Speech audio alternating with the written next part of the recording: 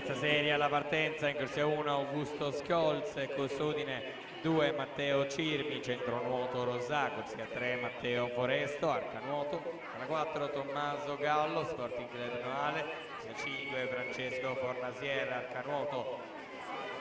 alla 6 Alex Gazzola, centronuoto Rosà, corsia 7 Davide Alexa, arcateam, alla 8 Costantino Agostino Medori, Delfinia Team Piceno.